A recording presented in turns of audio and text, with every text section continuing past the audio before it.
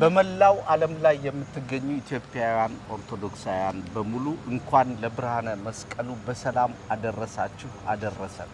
አሜን። እንኳን አብሮ አደረሰን። ዛሬ የምንገኘው በሐመረ ብርሃን ቅዱስ ዮሐንስ ቤተክርስቲያን በሮክቪል ሜሪላንድ ነው። ዛሬ በዚህ ቤተክርስቲያን ከዲሲ ቨርጂኒያና ሜሪላንድ የተጣጡ ከ7 በላይ አብያተ ክርስቲያናት ውስጥ የሚገኙ የተለያዩ ካህናት አባቶች፣ ዲያቆናት ወንድሞች እንዲሁም ደግሞ የሰንበት ትምህርት ቤት ዘማሪያንና ምእመናን አንድ ላይ በመገኘት ዛሬ የደመራን በዓል ለማድረግ እንግዲህ በታላቅ ዝግጅት ላይ ይገኛሉ።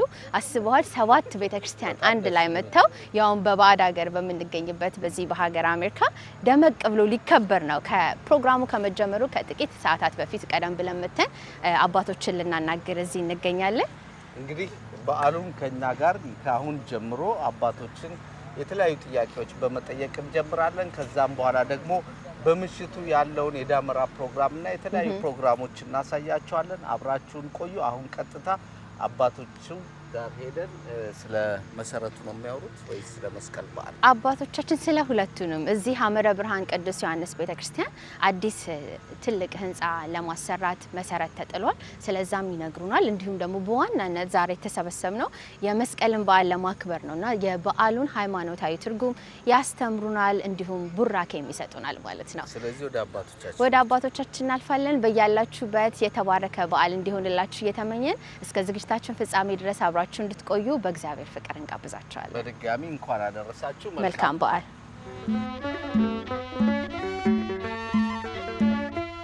በድጋሚ እንኳን ለብርሃነ መስቀሉ በሰላም አደረሳችሁ። ዛሬ የምንገኘው በሐመረ ብርሃን ቅዱስ ዮሐንስ ቤተክርስቲያን በሮክቪል ሜሪላንድ ነው።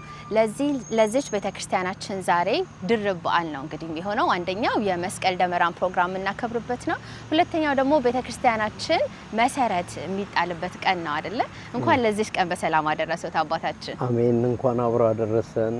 ሁሉ እግዚአብሔር ለዚህ ስላበቃን ስሙ የተመሰገነ ይሁን። አሜን አሜን። እዚያ አጠገብ የሚገኙት የሐመረ ብርሃን ቅዱስ ዮሐንስ ቤተክርስቲያን አስተዳዳሪ መላከ ጽዮን ቀሲስ በላቸው ናቸው። ስለ ቤተክርስቲያኗ አንዳንድ ነገር ይነግሩናል።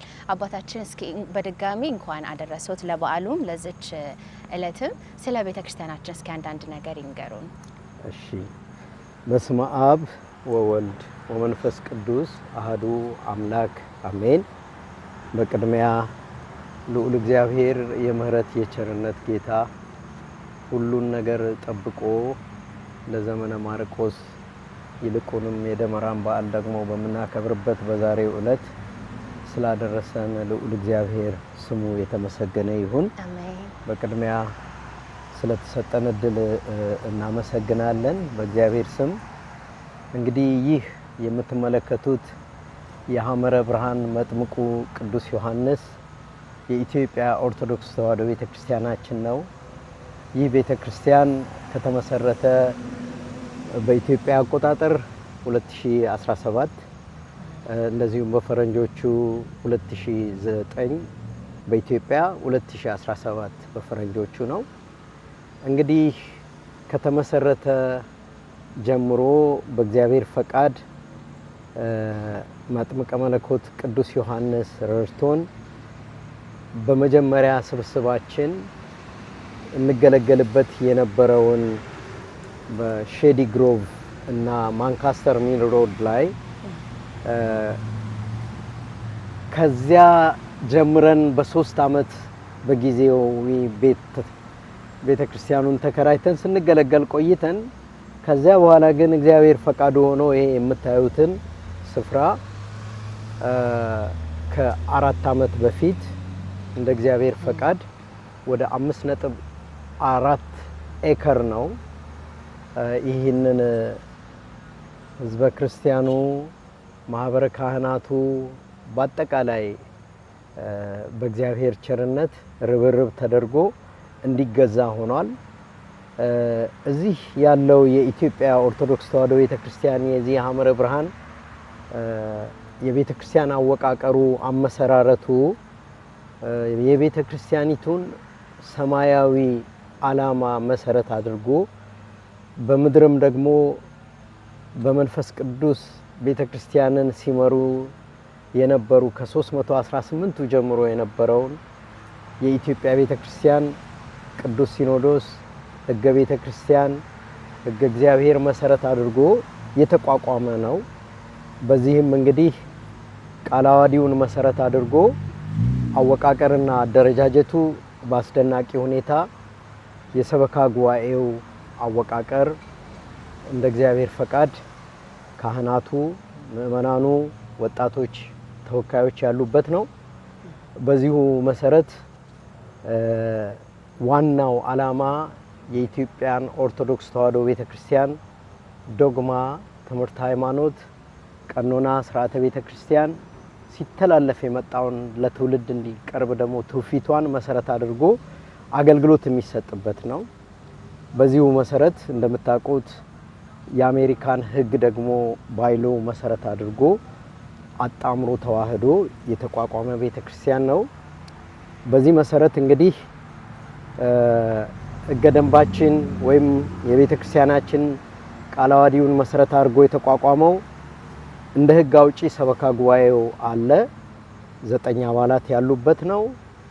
እንደ ስራ አስፈጻሚ ሕግ አስፈጻሚ ያሉ ደግሞ የስራ አስፈጻሚ የአስተዳደር ጽሕፈት ቤት ይህን የሚያቀናጅ ሕጉን፣ ደንቡን፣ ስርዓቱን ካወጣ በኋላ ይህንን የሚያስፈጽም ክፍል አለው።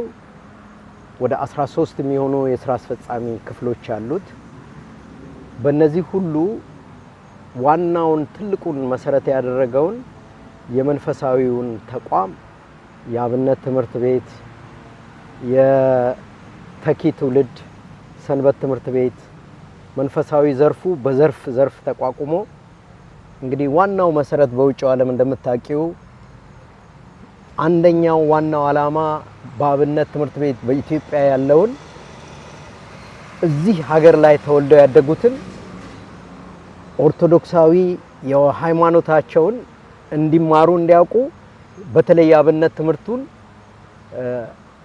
አፍ መፍቻቸው ብዙ ጊዜ እንግሊዝኛ ነው እዚህ ሲወለዱ፣ ግን ግዕዙን፣ የቤተ ክርስቲያን ትምህርቱን፣ ውዳሴ ማርያሙን፣ ዳዊቱን፣ ማህሌቱን፣ ሰዓታቱን ተተክተው ወጣቶች እንዲያገለግሉ በማድረግ በማፍራት በኩል ትልቅ ትኩረት ሰጥቶ የሚያገለግል ቤተክርስቲያን ነው ይሄ። በሌላ በኩል ደግሞ የምእመናን ልጆቻችን ምእመናንን ለመተካት እንደዚሁ ትኩረት ተሰጥቶ ለነዚህ ተተኪ ወጣቶች ለሰንበት ትምህርት ቤት ከፍተኛ ትኩረት በመስጠት እነሱንም በሃይማኖት እንዲረከቡ በማድረግ ትልቅ አገልግሎት በመስጠት ላይ ነው የሚገኘው።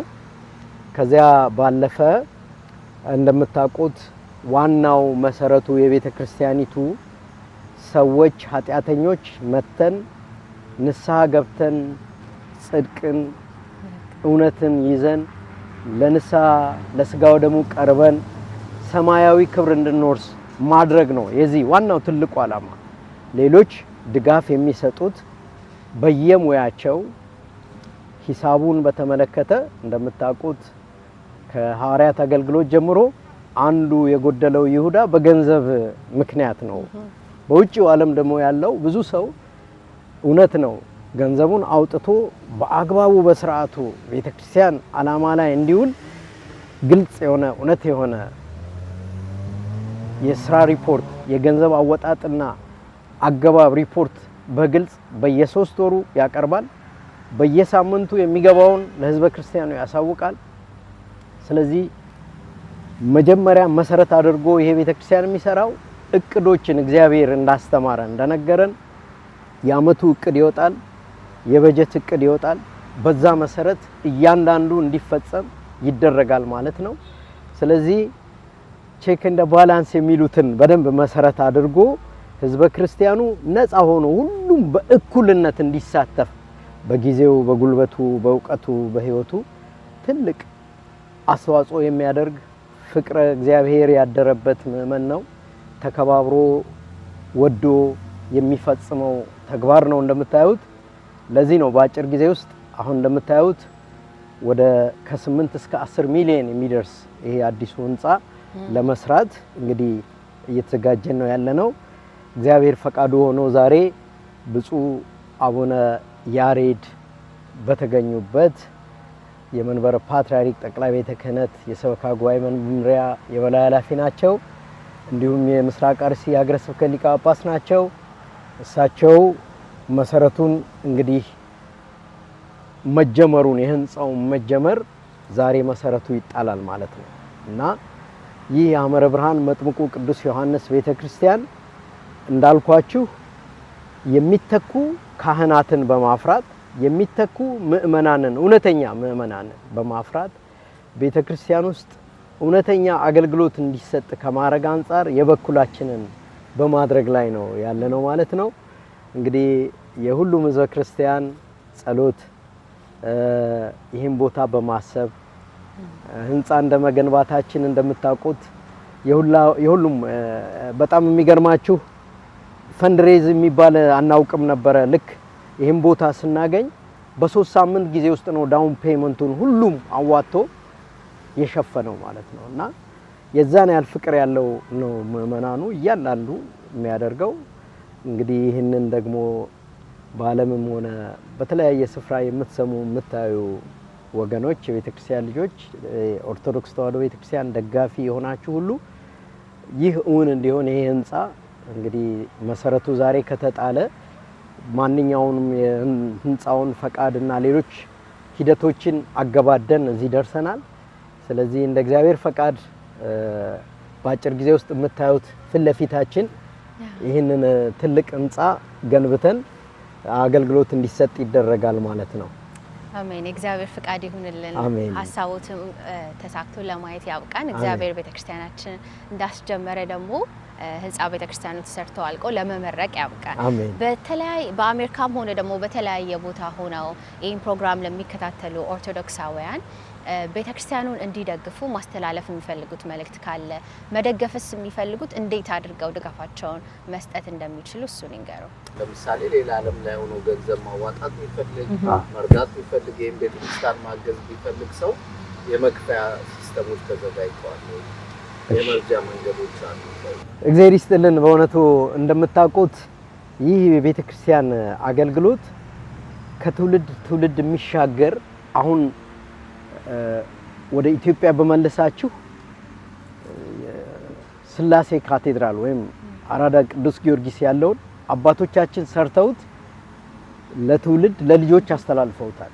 እዚህ አሜሪካ ላይ አሁን እዚህ ዴምቪ ዙሪያ እንኳን ብናይ እንደዚህ አይነት ህንጻ ኢትዮጵያ ኦርቶዶክስ ተዋሕዶ ቤተክርስቲያን ቀርቶ ኢትዮጵያዊ የሆነ ሁሉ ማየት ይፈልጋል። ስለዚህ ድጋፉን በመስጠትም በኩል አሻራውን በመጣል ማለት ነው። እኛ ኃላፊዎች ነን። ጥሩ እድል ነው የተፈጠረልን። ሚሊዮነር ሊኖር ይችላል፣ ገንዘብ ያለው ሌላም ቀናኢ የሆነ ኦርቶዶክሳዊ ሊኖር ይችላል። በማንኛውም ቴክኖሎጂ ዌብሳይት አለን ሐመረ ብርሃን ቅዱስ ዮሐንስ.org የሚል እዛ ላይ ዶኔሽን ለዚህ ለፈንድ ለዚህ ለህንጻው ብቻ ገቢ ለማድረግ ማንኛውም የማይነካው በዚያ ዜላ አለን አካውንት ሌሎችም እነዚህ የተለያዩ መክፈያዎች እዛ አለ። እንትኑን ቼክ አድርጎ ማንኛውም ካለበት ቦታ ቢፈልግ በክሬዲት ካርድ ቢፈልግ ዋይር አድርጎ መርዳት ይችላል። ዝግጁ ነው ለማለት ነው። ከሁሉ በፊት ግን እኛ የምንፈልገው በእውነት እኔ እንደኔ በጸሎት እግዚአብሔር ይሄ ነገር እንዲሳካ ሁሉም ባለበት በጸሎት ቢያስበን በጣም ባይገርማችሁ እዚህ ይሄ መጥምቁ ቅዱስ ዮሐንስ እኔ እዚህ ሀብዬ ከጀመርኩ ጀምሮ በአካል ተገኝቶ የሚሰራው ነው። ብዙ የካንሰር ህመም ታማሚዎች ድነዋል፣ ተፈውሰዋል በጸበሉ። አይነ ስውር የነበሩ በጣም ወጣቶች አይናቸው በርቶላቸዋል። እዚህ የማይሰራ በእውነት ገድል ተአምራቱ የመጥምቁ ቅዱስ ዮሐንስ ልነግራችሁ አልችልም። ምናልባትም ኢትዮጵያ እንደምናውቀው የሸንኮራ ዮሐንስ ወይም ሌላ እንደምንጠቅሰው ነገ ከየተለያየ ዓለማት እንደምታዩት ቦታው ራሱ የተፈጥሯዊ ውሃ ያለበት ነው። ከኋላ ማለት ጸበል ሆኖ የሚያገለግል ማለት ነው። በቴክኖሎጂው ለመርዳት ለማገዝ ፈቃደኛ የሆናችሁ ሁላችሁ አንድም በአካል መጣችሁ ወይም ደግሞ በቴክኖሎጂው አማካይነት ከዌብሳይቱ ስካን በማድረግ እርዳታችሁን መስጠት ትችላላችሁ። በጣም ጥሩ። እንግዲህ ይህንን መልእክት የሰማችሁ በየትኛውም ዓለም ላይ የምትገኙ ኢትዮጵያውያኖች የቤተክርስቲያን የሚሰራበትን መንገድ በገንዘባችሁ ብቻ ሳይሆን በሙያም ራሱ ማገልገል ይቻላል እና ባለሙያ የሆናችሁ በኢንጂነሪንግ ላይ በተለያዩ ሙያዎች ላይ በግንባታ ነገሮች ላይ ያላችሁ አንድ ቀንም ሁለት ቀንም እየመጣችሁ ማገዙ መቼ ይጀምራል አባታችን ስራው? እንግዲህ ተስፋ የምናደርገው ፕላን ስኬጁል ይዘንለታል። ይሄ ጥቂት አንዳንድ በ99.5ቱ እያለቀ ነው ኦልሞስት እንትኑ። አዎ መሬቱ ጥናቱ ፈቃዱ በጣም ብዙ ሂደቶች አሉት እዚህ በተለይ ሞንትጎመሪ ካውንቲ ወደ 23 ዲፓርትመንቶች አሉ። እነዚህ ሁሉ ነው ስለ መሬቱ፣ ስለ ውሃው፣ ስለ ማንኛውም ስለ ሃይዌይ እያንዳንዱ ፈቃድ እየሰጠ ነው እዚህ የደረሰው እና አሁን ይሄ ከዚህ ፈርሶ የሚስተካከል ነገር አለ። ከሰኞ ጀምሮ በአንድ በኩል መፍረሱ ይጀምራል። በሌላ በኩል ማብሰር የምንፈልገው ድንኳን ያው እንደምታዩት ተክለን ነው። በድንኳኑ ምትክ እንግዲህ ምእመናኑ የሚገለገሉበትንም እየተዘጋጀን ነው። ሶ እንደው ቁርጥ አድርጌ እዚህ ቀን ባልልህም በሚቀጥለው አመት ይህንን ሁሉ አገባደን ለመጀመር እየተዘጋጀን ነው ያለ ነው። ለዚህ ነው መሰረቱን ዛሬ የምንጥለው። በጣም ጥሩ። የግንባታውስ አሁን እንደው በግምትም ይሁን በፔፐር የተቀመጠ ነገር አለ ይሄን ያህል ይፈጃል ተብሎ የተቀመጠ? አዎ ከ8 እስከ 10 ሚሊዮን ዶላር ይወስዳል ነው ተብሎ ነው የሚጠበቀው። ከፍተኛ ርብርብ ያስፈልጋል። እጅግ በጣም ያስፈልጋል። እንዲሁ ለግምት ለማንሳት ፈንድሬዚንግ በጣም ጠንካራ ኮሚቴ ያለን ስራዎች እየሰሩ ናቸው። ዛሬ ለምሳሌ በዓሉ ላይ የሚመጡ ሰዎች እንዲሳተፉ በመስተንግዶ ምግብ በማዘጋጀት ሌሎች መጽሐፍ ቅዱስ ሌሎችንም ነገሮች እዚህ መንፈሳዊ ሁሉም ሰው እንዲሳተፍበት ዝግጅት ተደርጓል እና እንግዲህ እያንዳንዱ ሰው እንዲሳተፍ ትንሿም ቢሆን ስለምትጠቅመን ቢያንስ እንግዲህ በዚህ አመት እንሰበስባለን ብለን ባቀድ ነው ኦልሞስት ከ1.5 ሚሊዮን ዶላር ነበረ። ከዛ ውስጥ ምናልባት ወደ 1 ሚሊዮን የሚደርሰውን አሁን አሰባስበናል። በዚህ አመቱ እስኪያልቅ ይሄንን እናሟላለን ብለን ተስፋ እናደርጋለን ከእግዚአብሔር ጋር። አዎ ግን የሁሉም ሰው እንዳልኳችሁ ለማንኛውም ገንዘባችን እዚህ ላይ የምናውለው እዚህ እንደማንኛውም ሳይሆን ሰማያዊ ቤታችንን ለመስራት እንዳወጣ ነው አድርገን እንድናየው ያስፈልጋል። ማገዝ ያለብንን ነገር እናግዛለን። በገንዘብ ብቻ ሳይሆን ጊዜ ጥሪ ስታቀርቡ ብዙ ባለሙያዎች አሉ። ልክ ነው። እሱ ደግሞ አዎ ባይገርም ይሄ ቤተክርስቲያን ዋናው ትልቁ እንደውም አርአያነቱን የምታየው በሕክምና ሙያ ያላቸው የሕክምና ቲም አቋቁመው በአመት እዚህ የታመሙ ሰዎች አሁን ኦክቶበር 5 ብትመጡ እስከ 500 የሚሆኑ ሰዎችን ለማከም ሐኪሞቹ በሙያቸው ዝግጁ ናቸው ማለት ነው። አናውንስ አድርገናል። መሐንዲሶቹን ብታያቸው ይሄ የምታየውን ነገር በሙሉ በመከታተል ሲሰሩ የነበሩት እነሱ ናቸው። በሂሳብ ሙያ፣ በህግ ሙያ በተለያየ መልኩ ምንም የሚናቅ ነገር የለውም። በዛ ሁሉ ያሉትን እንደየሙያቸው ተሳታፊ ሆነው ትልቅ አስተዋጽኦ ለቤተ ክርስቲያን እያበረከቱ በኢትዮጵያ ኦርቶዶክስ ስር ነው። ይሄ ታዲያ እንደ ኢትዮጵያ ኦርቶዶክስ ስር ነው ማለት ጥያቄ በርካታ አሜሪካን ሀገር ውስጥ ያሉ ቤተ ክርስቲያኖች በግለሰብ ስም ወይም ደግሞ በተወሰኑ ሰዎች ስም ይገዙና በኋላ እንደሚያውቁት ጭቅጭቆች ያመጣሉ፣ ይጣላሉ፣ ይከፈላል ቤተክርስቲያኑ። ስለዚህ ይሄ ደግሞ ትልቅ ዓላማ ያለው ቤተክርስቲያን ነው። ይሄን የሚያክል ካቴድራል ለመገንባት ያሰበ እንደመሆኑ መጠን ወራሿም ወደፊትም ልክ እስራኤል ሌላ ዓለም ላይ እንዳሉት ቤተክርስቲያኖች ንብረትነት የኦርቶዶክስ ሆነ ይቀጥላል። ይሄ ምን መሰለ፣ ለዛ ነው እኮ ሰው ሁሉም ሰው ህሊና ያለው ነው፣ አይቶ አውቆ ነው ፓርቲሲፔት የሚያደርገው። ይሄ እስከነ ስሙ ጀምሮ ሐመረ ብርሃን መጥምቀ መለኮት ቅዱስ ዮሐንስ የኢትዮጵያ ኦርቶዶክስ ተዋሕዶ ቤተክርስቲያን ከነ ስሙ ባለቤትነቱም ቤተክርስቲያኒቱ ናት። ሁሉም ሰው ለተሳትፎ ያክል እንደገና በዚህ ሀገር ህግ ደግሞ መሰረት ያቋቋሙት መቼስ ሰዎች ናቸው እንጂ ከሌላ የማይመጡ ስለሆነ በሃይማኖታዊ በቀኖና ቤተክርስቲያን መሰረት ባደረገው ሁሉ ኢትዮጵያ ቤተክርስቲያን። ለዛ ነው ሊቃነ ጳጳሳቱም ሌሎቹም ይሳተፉት። ንብረትንና ገንዘብ ነክ እንደዚህ የሆኑ ነገሮች ደግሞ በመናያቸው እንደዚህ አቢዩዝድ እንዳያደርጉ ከላይም ከታችም በዚህ ሀገር ሕግ መሰረት የተጠበቀ ነው። ምንድን ማለት ነው? ይሄ ቤተክርስቲያን በአጠቃላይ የኢትዮጵያ ነው ኦርቶዶክስ ተዋሕዶ ቤተክርስቲያንን መሰረት አድርጎ የተቋቋመ ነው። ምሳሌነቱም ለዛ ነው በእያንዳንዱ። እሺ እናመሰግናለን። በድጋሚ እንኳን ለብርሃነ መስቀሉ በሰላም አደረሳችሁ። ዛሬ የምንገኘው በሐመረ ብርሃን ቅዱስ ዮሐንስ ቤተክርስቲያን በሮክቪል ሜሪላንድ ነው። እንደመታደል ሆኖ ሁለት አባቶች ካጠገቤ ይገኛሉ። ብፁዕ አቡነ ያሬድ በመንበረ ፓትርያርክ ጠቅላይ ቤተ ክህነት ጽሕፈት ቤት የሰበካ መንፈሳዊ ጉባኤ መምሪያ የበላይ ጠባቂና የምስራቅ አርሲ ሀገረ ስብከት ሊቀ ጳጳስ እንዲሁም ደግሞ የዚህ ታላቅ ደብር አስተዳዳሪ መላከ ጽዮን ቀሲስ በላቸው አብረውኝ ይገኛሉ። ስለ መስቀል በዓል አንዳንድ ጥያቄ ጠይቃቸዋለሁ። ከዛ በፊት ግን እንደው እርግጠኛም አይደለሁም አባን በስነ ስርዓት ማስተዋወቄ። ስለዚህ መላከ ጽዮን ለእርሶ ድሮን ይስጡና በተገቢው መንገድ ያስተዋውቁልኝ። እሺ አመሰግናለሁ። እግዚአብሔር ይስጥልን።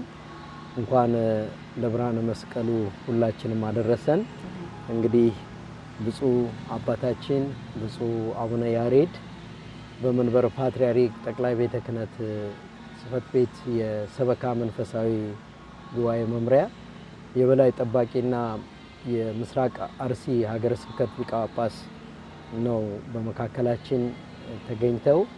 እኚህ ታላቅ ሊቅ አባት ይህ የሐመረ ብርሃን መጥምቁ ቅዱስ ዮሐንስ ቤተክርስቲያን ሲመሰረት ጀምሮ ከዚህ ያልተለዩ በጸሎታቸው በቡራኪያቸው ያልተለዩን ልዩ ክብርና ልዩ ቦታ የምንሰጣቸው ታላቅ አባት ናቸው። ስለዚህ ብፁዕ አባታችን ከሊቅነታቸው ከቤተክርስቲያን ተጠያቂነታቸው አንጻር የበዓለ መስቀሉን ይህንን በቡራኪያቸውን እንዲያድሉንና እንደዚሁ አባታዊ ትምህርትና መልእክታቸው እንዲሰጡ ነው በአክብሮት እንጠይቀው።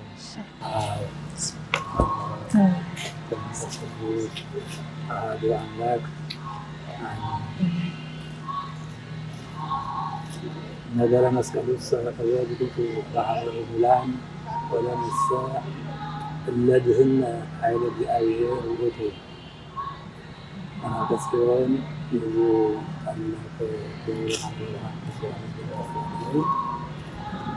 ለሁሉ ልጆቻችን አጠቃላይ ይህን መርሃ ግብር የምትከታተሉ በመጀመሪያ ያለፈውን 2017 ዓመተ ምህረት በማቴዎስን በሰላም አስፈጽሞ እንኳን ለአዲሱ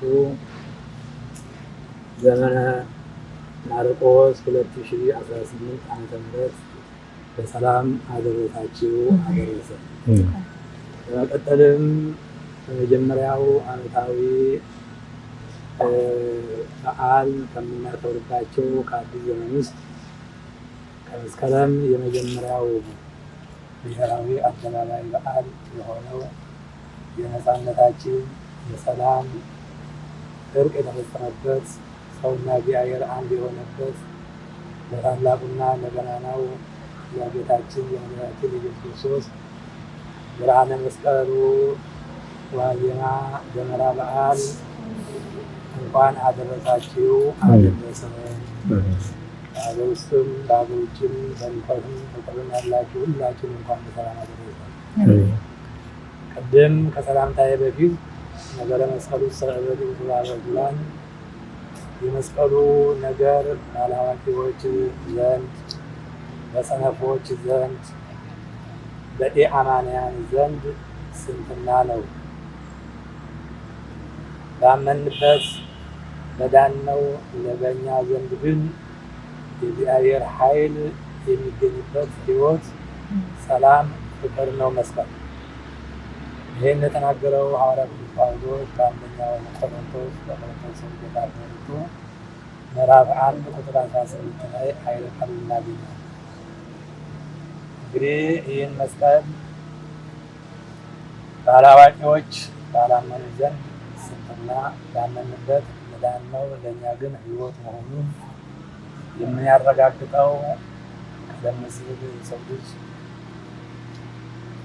ለአዳም በተሰጠው ትእዛዝ መሰረት በሕይወት ከ7 ዓመት በላይ በገነት ከኖረ በኋላ ሕጉን አፍርሶ መመሪያውን ጥሶ ከእግዚአብሔር ጋር ተጣላ። ጥል ተፈጠረ። አዳም ሰማያዊውን ሲሻ የምድሩን ኑሮ ተናጋበት፣ ሰላሙ ተናወጸበት። በዚህም ጊዜ መፍትሔ ፈልጎ ለእግዚአብሔር ጮኸ፣ አለቀሰ። እግዚአብሔርን ከነገረት እንዲሰጡት መቼና እንዴት እንደሚያድነው ተሰቅሎ በመስቀሉ እንደሚያድነው ቃል ኪዳን ገብታለች። ዘመን ቆጠረለት። በዛ በቀጠሮው ቀንና ሰዓት ሳያጓድል ሰው ሁሉ ሰውን ለማዳን በተዋህዶ ከበረ። ጌታችን ኢየሱስ ክርስቶስ መለኮት በተዋህዶ ከብሮ ዓለምን ያዳነበት መድኃኒቱ ፈውስ የተገኘበት መስቀል ነው። በመስቀል ላይ የሐዲስ መስዋዕት ሆኖ ጌታችን ራሱን መስዋዕት አድርጎ ራሱን ሰውቶ እኛን ከራሱ ጋር ያስታረቀበት የመስቀል ስለሆነ ይህ መስቀል ለእኛ ባምነው ለናምነው ዘንድ እጅግ ሕይወታችን ነው፣ ሰላማችን ነው፣ ፍቅራችን ነው፣ አንድነታችን ነው። በልዩ ሁኔታ ኢትዮጵያ ኦርቶዶክስ ተዋሕዶ ቤተክርስቲያን ታከብረዋለች። የምታከብርበትን ምክንያት ዛሬ የምታከብርበት ዋናው ደግሞ ቅድም እንዳልኩት ባለአዋቂዎች ዘንድ ስንፍና ነውና እንዳለው ጳውሎስ ይህ መስቀል ቀውስ እንዳይሰጥ፣ ተአምራት እንዳያደርግ፣ የሰው ልጅ ሕይወቱ የጨለመበት እንዳይበራለት፣ የታመመ እንዳይፈወስ፣ ዕውሩ እንዳይበራ፣ ስለ ሰው ሕይወት የማይጨንቃቸው የማይገዳቸው የክፋት የሆኑ ሰዎች ይህም መስቀል ቀብረውት ነበርና ዛሬ የምናከብረው እንግዲህ አባታችን የመስቀል በዓል ሲነሳ ስሟም ሁል ጊዜ አብሮ የሚነሳው ደግሞ እናታችን ቅድስት እሌኒ ነች። ስለ እናታችን ቅድስት እሌኒ ታሪክ በዛው የሚንገሩን። እንደውም ከዛም በተጨማሪ ደግሞ አሁን ያለን ክርስቲያኖች ከእናታችን ከንግስት እሌኒ ምን መማር አለብን እንላለን? እንግዲህ ቅድም ሐዋርያው ጳውሎስ እንዳለው ያመን ነው በእኛ ዘንድ መስቀል የመዳን ኃይል ነው። በቆሮንቶስ አንደኛ ቆሮንቶስ ላይ ባመንነው ኃይላችን ድህነታችን ለመሆኑ አንዷ አስረጅ ሆና የምትቀርበው የምንጠቅሳት ቅድስት እሌኒ ንጽሕት ቅድስት ጽርዕት እውነተኛ ታማኝ የሆነች እናት ናት። ይህች እናት የዚህ መስቀል እምነቷን የእምነቷ ጽናት እንዴት አድርጎ እንዳዳናት ትዳር መስርታ ጎጆ ቀድሳ እንግዳ ተቀበላ የምትኖር አማኝ ናት። የሚተዳደሩት በንግድ ነው። ባለቤቷ በንግድ ስለሆነ ሩቅ ሀገር በመርከብ የሶስት የአራት ዓመት ከዚያም በላይ ጉዞ ተጉዞ ነው ንግድ የሚነግዱትና በዚያ በንግድ ምክንያት ወጥቶ ሄደ። እሷ የምታገለግላት ሰራተኛ ቀጥሮላት የሚያሰብካትን በቤቱ የሚያሰብገውን አሟልቶ ተሰናብቶ እሱ ለስራ ወጥቶ ሄደ። እንግዲህ ይሄ በምስታዊ መቅድሙ ላይ አድርጎ በደንብ አድርጎ ያብራራዋል። በልሳነ መስቀል ላይ በደንብ አድርጎ ይሄ ይገኛል። ይሄ ሰው ነግዶ ሲመለስ ከ4 ዓመት በኋላ ኑሮ ሲመለስ ንግዱን የወጣንበትን ዓላማችን ተሳክቶልን ነግደን አትርፈን ባህሩንም የብሱንም አልፈን ማዕበል ሞገዱንም አልፈን በሰላም መርከብን ተሻግረን መከራ ሳያጋጥመን ተሻግረናል። ግን ኑሯችን ቤተሰቦቻችን ሌላ ፀባይ ፈጥሮ ባይቆዩ ነው እያሉ ነጋዴዎች ሲነጋገሩ ተርቢኖስ በሚስቱ የሚያምንባት ታማኝ ንጽሕት መሆኑን ያምናልና እኔ እሌኒን በዚህ አልጠረጥራትም ብሎ ሲናገር ከጓደኞቹ የሴት ወገንና እንዴት እንዲህ ትላለህ የሔዋን ልጅ ናት ብሎ አንደኛው አንተ የምትለውን ቃል ውሸት መሆኑን አረጋግጬ ብመጣ ምን ተከፍላለህ? ምን ተከፍላለህ? የነገርኩበትን አንተም የነገርኩበትን እኔም የነገርኩበትን ትርፋችንን ሀብታችንን እናስረክባለን ብሎ ተናግሮ ሄደ። ያው የተርሚኖስ ቤት ጠይቆ ደረሰበት። የውጭ በር አንኳኳ። ሰራተኛ ነበር አገኘ። እንዲህ ያለ ሰው ይፈልግሻል ብለሽ ንገሪልኝ አላት።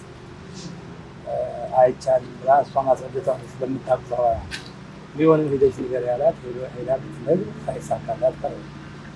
ከእሌኒ እንዲህ ያለ ጸባይ እንዲህ ያለ ባህሪ ከየት አምጥተሽ ነው አለቻት። አሳፍራ ሰደደቻት። አይሆንልህም ብላ ነገረችው።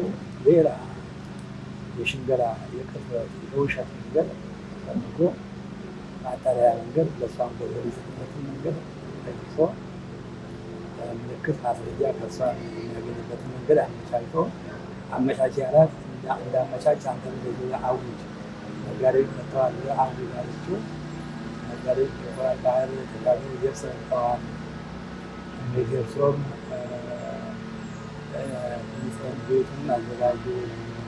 ማርቤቶ ቆይቶ መጣውና እንግዳም አብሮ ሊመጣ ይችላል መስተንግዶ ይህን የሚል አሟሉ ይዘጃል። በዚህ ጊዜ ምስና ስጠብቅ ከማስረጃዋ አንዱን ለአንገታ የምታጠቅ የወርቀት ነበረና የአንዱ ወስዳ እቺ ቀጠር ሌባ በጊዜ የተገዛችው ያው በቤት በግንግላ ያን ወስዶ ለተርሚኖስ ሰጠ። አሸነፈ። ምልክት ማስረጃ አገኘ። ገንዘቡን አስረከበ። ሀብቱን አስረከበ። እንግዲህ ተርሚኖስ ነገሮችን ቆም ብሎ ማየት ነበረ፣ መመርመር ነበረበት። አሁን ትዳር ፈርሷል። ትዳር አፍራሹ ይህ ነጋዴ ያቺ ሰራተኛ በውሸት ይሄ እንዴት ሊሆን ቻለ ብሎ ተያይዞ ሂዶ ና ብሎ ሂዶ አገናኝቶ እውነት ለምደሻል አውጥታታል ዋቋለ ሰውዬ ብሎ ቢጠይቅ ሁለቱም ቢያገናኙ ኖሮ ነገሩ እዛው አይፈርስም፣ እዛው ያልቅ ነበር፣ ውሸቱ ይጋለጥ። ግን ይሄ ውሸት አልቦ ክቡን ለይትከሰት የተከደነ የማይከፈል አልቦ ክቡ ለይታወቅ የተሰወረ የማይታወቅ አንዳችን ነገር የለም። ማቴዎስ ወንጌል ምዕራፍ 12 ላይ ጌታችን ይሄን ቃል ተናግሯል። የተሰወረ የማይከደን የማይገለጥ የለምና ጊዜውን ጠብቆ ዛሬ እውነት የወጣበት ነው።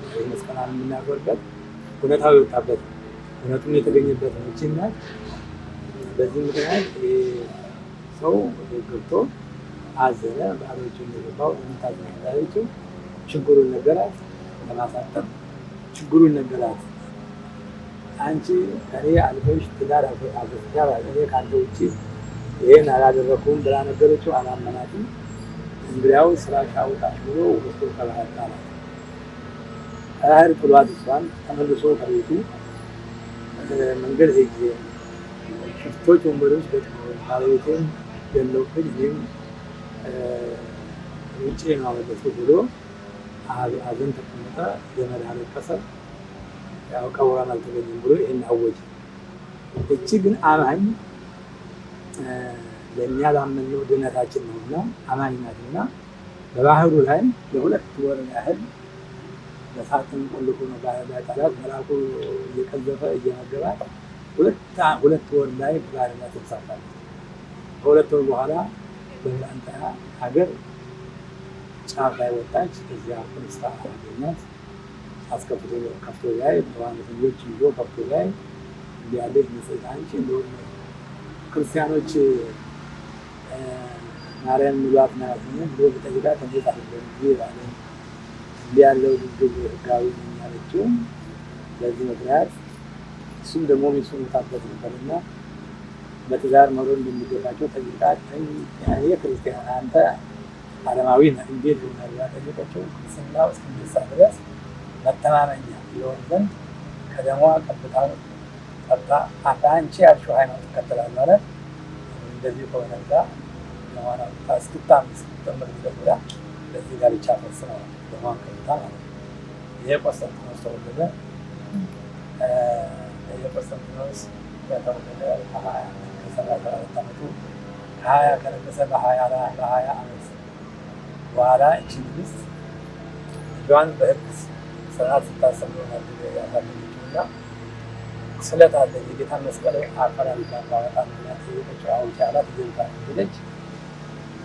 ይህንን ቁፋሮ ለማስጀመር አይሁድ ቅድም እንዳልኩት ካላመኑ ዘንድ ስንፍና ነው። የመስቀል እንዳይገኝ አለቃው በጎልጎታ ጌታ በሰቀለበት መቃብር ላይ ቀብረውት ነበርና እንዳይገኝ ለ300 ዓመት በላይ የከተማው ቆሻሻ እየተጣለበት ኮረብታ አክሎ ነበርና ያንን የመስቀል ቦታ መረጃ አሰባሰባ ያሉ ሽማግሌዎችን አጠያይቃ አፈላልጋ ቆማ ስታገኝ ይህም በቂ አይደለም እና እንደገና ዛ ሰረት ዛ ሊመራ እጣን አብራ ከደመራ ጋራ እጣን ጋር ያ ህዝቡ ወደ ሰማይ ወጥቶ በመንፈራስ በስላሴ እነሱ ተመልሶ መስቀሉን ያለበት ቦታ ላይ ሰንዶ ምልክት አለ። በዛሬ ዕለት በዚህ ምክንያት ቁፋሮ አስጀመረች። ያ መስቀል ከላይ የሌላ ወንበዴ ነበር። ቀጥሎ ያ ምልክት አልሰጥም አለ። ምንም ምልክት አልሰጥ አለ። ድዌ ላይ ያደረጉት እውር ላይ ያደረጉት ምንም ምልክት አልሰጥ አለ። ይሄ አይደለም ተባለ። ሲቆፈር ሁለተኛ ተገኘ። የታዊ የማን መስቀል ተገኘ። እሱም አልሰራም። አሁንም ሲቆፈር መጨረሻ ይሄ 90 ክንድ ነው ታች ቆፍሮ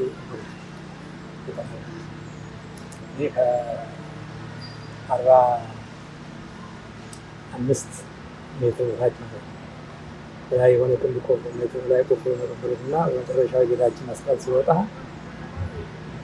እንደ ብርሃን አበራ። ክርስቶስ መስዋዕት ሆኖ በአዲስ ዘመን መስዋዕት ሆኖ ዓለምን ያዳነበት የክርስቶስ ዙፋን እና ይህ መስቀል በዛሬው ዕለት ተገኘ። ከዚህም ቀጥላ ያገኘ እውነትና ውሸቱ እንዲወጣ በዛ በነበረች በሀገሯ ወደ ሀገሯ ተመልሳ መስቀሉን አስቆፍራ ይዛ ስትወጣ ስትመለስ ሀገሯ ደረሰች። ሀገሯ ስትደርስ በወቅቱ የነበሩ ሊቀ ጳጳስ ነበሩና ጠየቀች። በሕይወት አሉ። ከ37 ዓመት በኋላ በዛ ወደ ባህር ሳትጣል የነበሩትን ሊቀ ጳጳስ አገኘች። ሄዳ እጅ ነሳለሁ ነገር ብላ መልእክተኛ ላከች። እሺ ብሎ እሳቸውን ተቀብለው እጅ ነስታ መስተንግዶ አድርገውላት ተቀብላ ተባርካ ነገረ መስቀሉን ነገራቸው።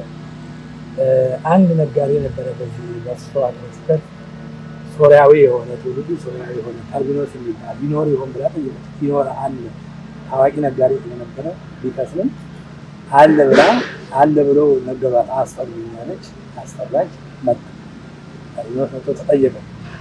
አኗኗር ምን ይመስላል ብላ ጠየቀችው። አኗኗር እንደዚህ ነው። ትዳር ነበረኝ ባለቤቴም እንደዚህ መንገድ ሲሄድ ወንበዴዎች ሽፍቶች ስለሚሉኝ እኔም በሞት ሸሂቼ ናት ነበር። እውነቱን ተናገር ሞት አንጃቦብሃልና እውነቱን አውጣለች። እዚያን ካናገር ካሆንሽ ድርጊቱ ይሄ ነው። ዛሬ ፈረሰበት እዚህ ከታኝ ሌላ ሰው ጋራ ተገናኝታ ማለቴን ሀብቴን ደርሶ በዚህ ተናግጄ ስዬ ከባህር ትያታል ብሎ እውነቱን ተናገረ። ያስ ነጋዴ አለው ብላ ጠየቀችው። እሱ አለ እሱ አስፈምተራለ። ያም ነጋዴ ሲያለው ስባሽ ተፈረሰም ተገኘ። በአካል ተጠራሱን ተጠየቀ። እውነቱን አወጣ። እሱ ለማሳጠር እውነቱን መልኳን ስሟን እንጂ መልኳን አላየሁም። በግብር ቀጥቶ መልኳን አላየሁም። ውሸት ያረኩት እንደዚህ ነው ብሎ የውሸት በውሸት መሆኑን አረጋግጠ መሰከረ። እውነት የተገኘበት ነው። ያቺ ሰራተኛ አለ የተባለ እሷን ተመጣች።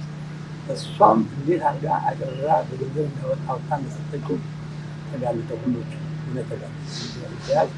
እውነቱ ይሄ ከሆነ እንደኔ የተባልኩት እኔ ብላ አራሷን አካለች። ከዚህ በኋላ ራት ለሁሉም ለሚገባ ከታ ከዚህም ባለማወቅህ ባለመመርመርህ ባለመረዳትህ ይህንን ፈጥረሃል። ግን ያው ምሕረት አድርጋለት ቤተክርስቲያን በመስቀሉ በኋላ 7 በላይ ቤተክርስቲያን ሰርታለች። ለአንደኛው ቤተክርስቲያን ገበዛ አድርጋለች። ንስሐ ገብቶ ካለማወቅ የሰራ ጉዳይ ስለሆነ ያኛው ወንበዴው ሽፍታውን ግን መሰራት የሚገባውን ቀጥታ እጁን ቆረጥ አድርጋ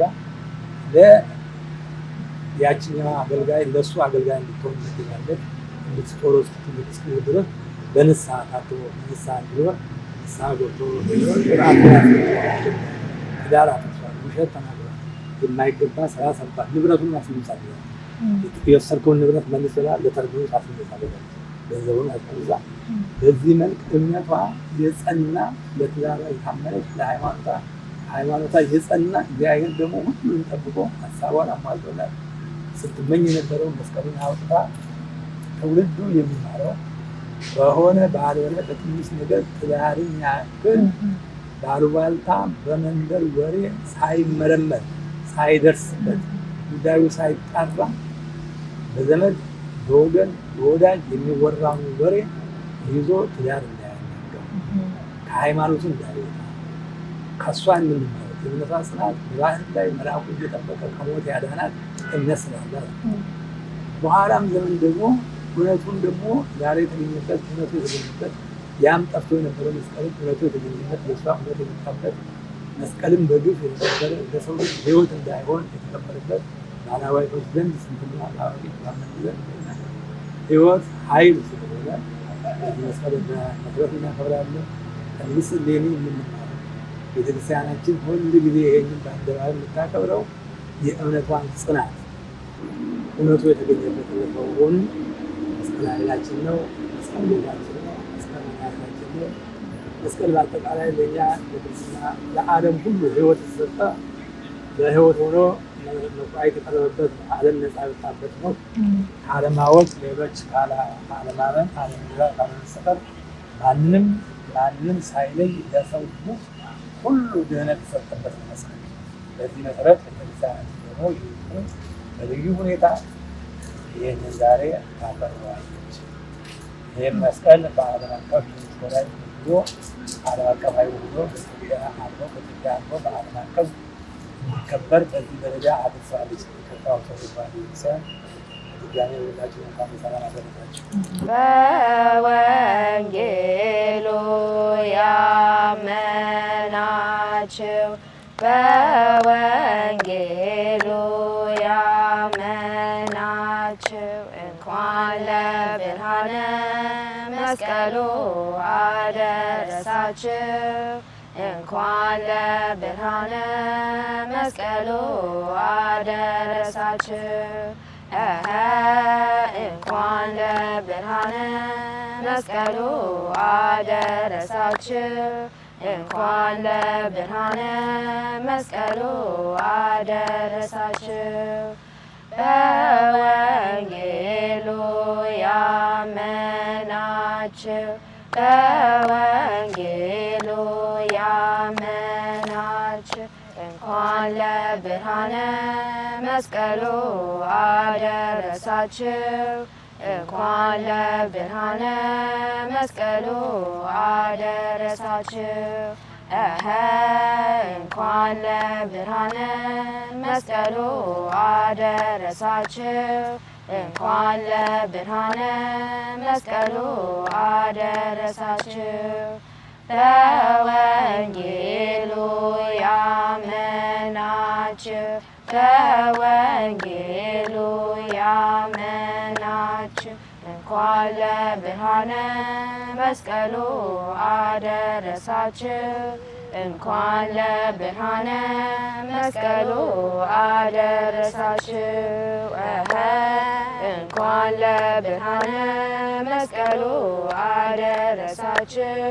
እንኳን ለብርሃነ መስቀሉ አደረሳችሁ።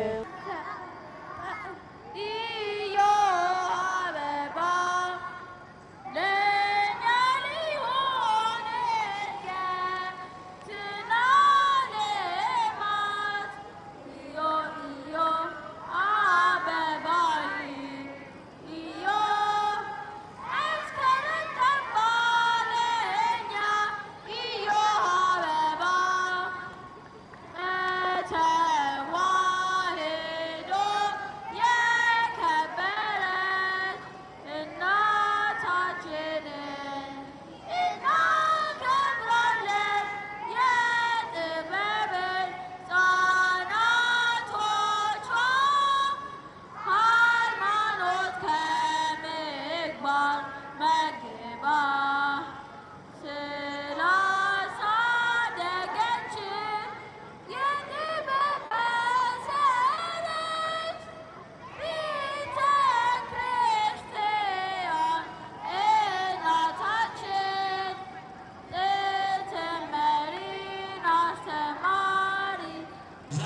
በድጋሚ እንኳን ለብርሃነ መስቀሉ በሰላም አደረሳችሁ። በሐመረ ብርሃን ቅዱስ ዮሐንስ ቤተክርስቲያን የ2018 ዓ.ም የመስቀል ደመራ በዓል እያከበርን እንገኛለን። አጠገቤ የሚገኘው ወንድም ደግሞ የዚህ የታላቅ ደብር አገልጋይ ነው። ዲያቆን ሰለሞን ይባላል። እንኳን አደረሰ ዲያቆን ሰለሞን።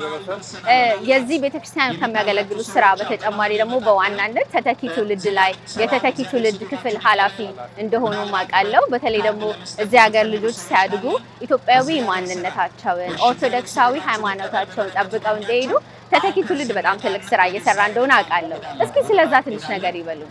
ይህም ቤተክርስቲያን መጀመሪያ ስንጀምር በፈረንጆች በ2017 ተተኪ ትውልድን ምክንያት በማድረግ ነው የጀመርነው። በዚህ የተነሳ ጠንካራ የሆነ የተተኪ ትውልድ ክፍል አለን።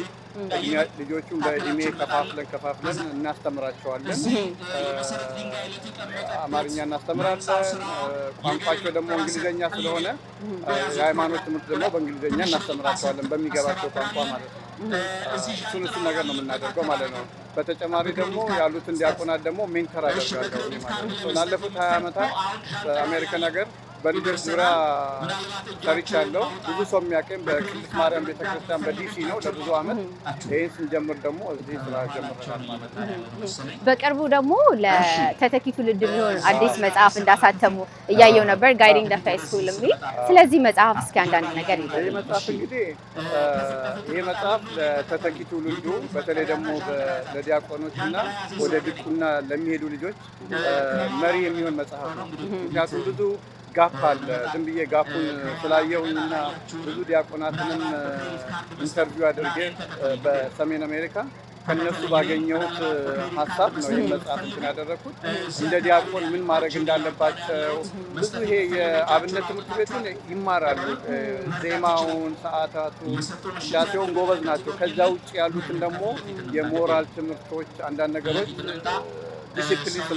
ዲሲፕሊንን በተመለከተ ያን አካትቴ ነው በሚገባቸው ቋንቋ አሳጥሬ የጻፍኩት ማለት ነው። በእንግሊዝኛ ነው መጽሐፉ የተዘጋጀው? በእንግሊዝኛ ነው። ምክንያቱም ብዙዎቹ ዲያቆናት እንግሊዝኛ ተናጋሪ ናቸው፣ የሚገባቸውን በእንግሊዝኛ ስለሆነ ማለት ነው። ምን ያህል ዲያቆናት አሉ በዚህ ቤተክርስቲያን? በዚህ ቤተክርስቲያን ወደ 40 ዲያቆናት አሉ። 40 ዲያቆናት ናቸው። በጣም ጎበዝ ጥሩ አገልጋይ ናቸው። ሊቀጠበብት ንጉሥ የሚባሉ ሊቀጠበብት አሉ። እሳቸው የአብነት ትምህርቱን ያስተምሯቸዋል። ግን በአብነት ትምህርት ቤቱ ትምህርትና በሌላ ማዕከል ጋፕ ያለውን ለማሟላት ነው ይሄ መጽሐፍ ያወጣው። በጣም ህጻናት ከትንሽ እድሜ ጀምሮ ዲያቆናት እንደሆኑ አውቃለሁ። ትንሽ እድሜ ስንት ነው እዚህ ቤተክርስቲያን ውስጥ በድቁና የሚያገለግሉ? እድሜ ማለት ነው አይ ቲንክ የስምንት ዓመት ዲያቆን አለ እስከ ላይ እስከኛ ድረስ ማለት ነው። 50 ቤት ነው። በጣም ደስ ይላል። በጣም ደስ ይላል። ዛሬ የተገናኘ ነው የመስቀል ደመራን በዓል እያከበርን ነው። ከሀገራችን በጣም በብዙ ማይል ርቀን ብንገኝም ልክ ኢትዮጵያ ያለን አይነት ስሜት ነው እየተሰማን ያለው። የህዝቡ ህፃናቶቹ ደግሞ እዚህ ሀገር ተወልደው አድገው ግን ዝማሬውን ያንኑ ነገር ጠብቀው እነሱ ሲያገለግሉ ማየት የሚሰጠው ትልቅ እረፍት አለና ስለምታደርጉት ስራ ሁሉ በጣም እናመሰግናለን። ለእርስዎ ድል ልስጦትና እንኳን አደረሳችሁ መልካም በዓል ማለት እንፈልጋለን። ለመላው የኢትዮጵያ ኦርቶዶክስ ተዋሕዶ ቤተክርስቲያን እንኳን ለበዓለ መስቀሉ አደረሳችሁ።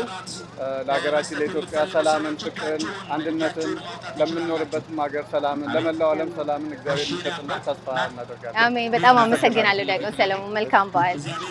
መስቀል አብርሃ